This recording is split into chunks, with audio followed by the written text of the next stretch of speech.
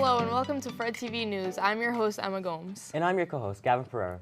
Today's newscast is all about some of the interesting things in Fall River. That's right, Emma. We wanted to highlight some of the great things about this city. Let's start with something everybody loves, food.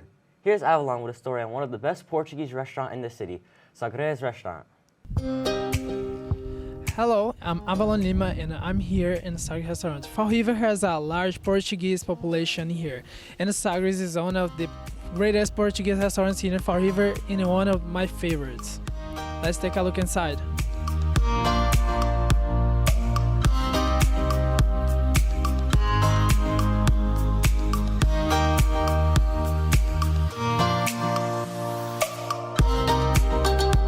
Since 1984, Sagres has been run by the founder Antonio da Silva. Since 2019, and begun run by his son Victor da Silva and his brother Emmanuel Ferreira. Victor, what makes Sagres different from other Portuguese restaurants in Fall River? Well, we were the first Portuguese restaurant in the city. Been here for 45 years. So that alone makes us very different. First, I try to find out what kind of food they like, if they want fish, shrimp, if they want meat, pork. So depending on the answer they give me, then I'll tell them which one I recommend, because we have so many great dishes that it's very difficult just to recommend one. Inside the cuisine, Sagres has 5 chefs to make the greatest Portuguese food of Fall River. Sagres has some popular dishes known as caldo verde and the appetizer Lula's fried calamari. As the head chef of the kitchen, what are some responsibilities that you have to make sure the kitchen runs well? Well, I gotta make sure everything runs on point and make sure everyone gets along with each other. And what is the most other addition here, and why you think is that this dish is important? Well, you have a few dishes that are very popular. One that stands out, it's octopus, grilled octopus, which is very good. And this was Portuguese cuisine. I invite you to come here in Sagres and taste this flavorful food, and I wish every viewer a great day. Avalon signing off. Bye. Wow, what an authentic Portuguese restaurant. I gotta try it out, get in touch with my culture a little. It's definitely one of my favorites around here. Hey Emma, are you a big reader? Yeah, I enjoy a good book every once in a while. Well, you're in for a treat with this next story about this new local book club. Whether it be the fine print of a contract, a text, or a deal that seems too good to be true, make sure you read between the lines, just as you would at this new Derby High School book club. Let's take a look.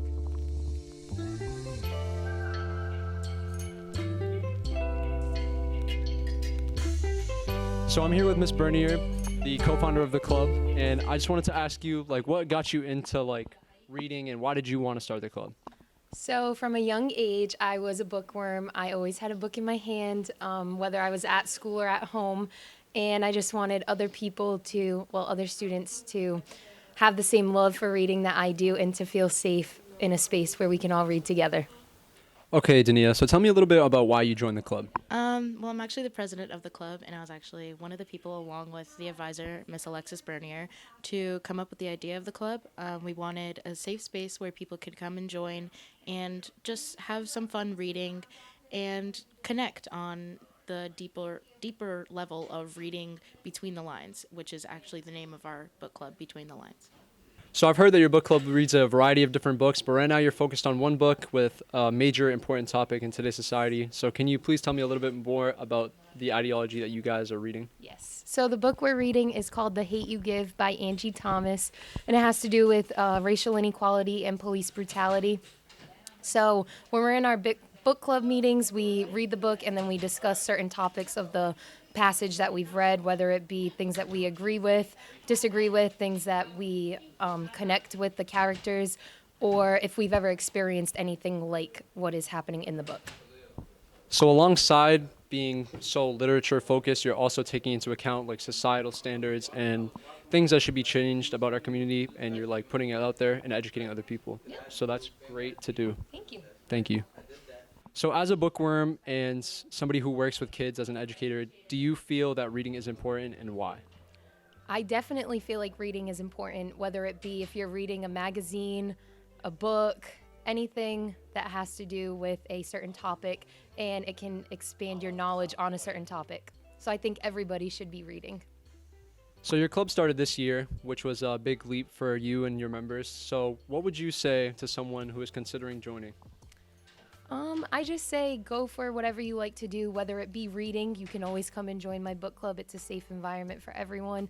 Or there is other programs too, but I always encourage people to read and to share the same love that I have for books. And now that we've taken a closer look in between the lines at the In Between the Lines Durfee Book Club, I challenge all of you guys to read at least one book this summer. My name is Brian Moss with Fred TV News. It's been a pleasure. How inspiring to build a whole book club just from scratch, just out of the love for books. I know. I don't even like to read, but that definitely piqued my interest. Something else that might pique your interest, our very own historical monument, the Battleship Cove. Hi, I'm Cody Cabral, and I'm at the Battleship Cove, a historical landmark in Fall River, Massachusetts. It is a home to many ships and PT boats. You could spend a day here and not even get to see everything. Join me as we take a look. Formerly registered as the USS Massachusetts Memorial Committee, Battleship Cove was incorporated as a nonprofit educational organization and granted status by the Internal Revenue Service in 1964. In its first year open to the public, more than 250,000 visitors explored the ship. Soon after the battleship, it was recognized as an official memorial to the Massachusetts citizens who gave their lives in World War II. Things may look a little different from then because her interior spaces were reconfigured to accommodate exhibits. So when were you first put into the military and all that? So I joined the military, joined the Marine Corps Reserve in 2017, and I did one deployment to Japan, got to experience Okinawa, the Okinawa battlefield, which was incredible, and I got out about a year ago. I mean, I'm a civilian, and what we mostly do, we're in military uniforms now, but what you're seeing is these are reproduction and some original World War II uniforms. So when we're here about once a month, what we do is we portray the sailors and Marines who were on board in World War II. We tell their stories, and we do things like displays, open stations, demonstrations, all that kind of stuff to tell their stories. So, Currently, there are 5 battleships and 2 PT boats to see here. Here are some fun facts about some of the battleships. Did you know that one of the boats were named after Joseph P. Kennedy Jr.? It's called the USS Joseph P. Kennedy Jr. Here's another fun fact. Did you know that the USS Lionfish was the only ship of the United States Navy named for the lionfish? For the biggest battleship in the Battleship Cove, did you know that the USS Massachusetts was called Big Mammy by her crew members? What's your favorite ship here in Battleship Cove? it's probably going to have to be USS Massachusetts. And yours? It's Old Massey, right where we're standing. USS Massachusetts is one of the 8 United States battleships remaining of the many that were produced in the first half of the 20th century. Visiting hours at the battleship are Friday through Sunday, with some events coming up in the future. You can support the battleship by donating or volunteering on the website shown now. Well, that's all, folks. We have seen what all the battleships and the PT boats have to offer. I'm Cody Cabral, signing off. Definitely my favorite story so far. Who knew Fall River has such interesting history? History isn't for me, to be honest. I like to see what our future holds. Yeah, I get it. Like out with the old and with the new. Yeah, exactly. Speaking of, here's Sean with the story of the new electric buses coming to the city. Did you know, as of June 2022, there are 12,275 electric school buses in the United States? And guess what? Fall River is soon purchasing 11. The city of Fall River is in the process of ordering these 11 buses. Amaral Bus Company and Wayland City Transit are sharing the 11 electric buses, and they're both headquartered in Westport. Diesel fumes from traditional school buses can lead to eye irritation and nausea, and it can sometimes cause asthma and even lung cancer. Diesel school buses can pollute the environment and can be harmful when idling. Electric school buses have 0 emissions and are clean for the environment and have a rechargeable battery which eliminates fuel tanks and exhaust pipes. What are your thoughts of Fall River getting electric school buses? Some of us think it should be a trial and error type thing to see how well it would do before we go all electric, and others feel that the gas buses are better. So I guess we'll have to wait it out and see what happens there. The good things are that electric buses are quieter, better for the environment, more energy efficient than a traditional school bus, and have lower maintenance costs, less noise, increased comfort, and they are easily rechargeable. How do you think the electric buses will change or benefit Fall River? The reason I think they're thinking more on the electric the same way I would is for fume-wise and air-wise. And it would probably be less money in cost as far as fuel, because some of us do go and fuel quite often. I'm one of them. So that would probably help as far as that goes, saving money.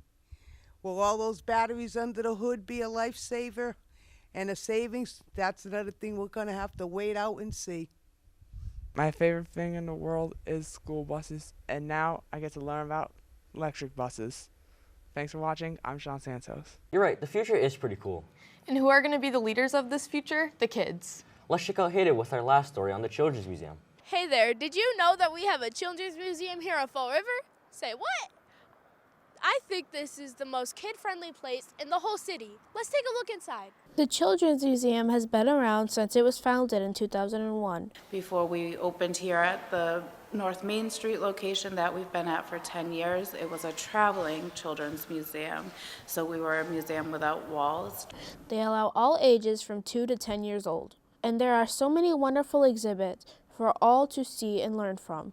Violet's music room will make you feel like you can actually play music. The game room is so exciting because it helps kids with basic knowledge like counting and teamwork, while proving how we are all in the future with newer technology. And the Corner Clinic is a medical and dental exhibit that eases children's fears about these types of visits and allows children to role play. In addition, there are so many other exhibits, including the dinosaur exhibit and even a musical playground outdoors. One of the fan favorites of all the interactive exhibits in this museum is the space exhibit. The space exhibit has colorful decor, slides, and an out-of-this-world theme, and so much more. In addition, one of the main focuses when making a new exhibit is interactiveness and sensory-based interventions. Those are the key factors that can help connect children with their families and possibly even connect them with new families and create new friendships over shared interests. Don't just take my word for it. Listen to what some of the public has to say. What is your favorite exhibit here at the museum, Amora? The playground. Why is it your favorite? Because there's so much play stuff there. The Children's Museum has visits from schools all over our area, even from Attleboro, New Bedford, and Providence. In fact, this building has room to hold about 110 kids all at once. How cool is that, buddy? He has the word. I come here at least once a week. The membership is super affordable. The kids love it. They have the outdoor playground. They're always updating the rooms. You can't go wrong. The Children's Museum enjoys connecting families with each other, which is evident with their interactive exhibits and learning stations. We are actually in the process of building a new exhibit, which will be our Forest Adventureland, and we just think about what children would like to do, what are children's interests, and the target ages between the 2 and 10 years old. We want to think about what they want to learn about, and manipulative things and hands-on things and gross motor, things like that for children. Now that I've seen what's inside, I can't wait to tell my family about this place.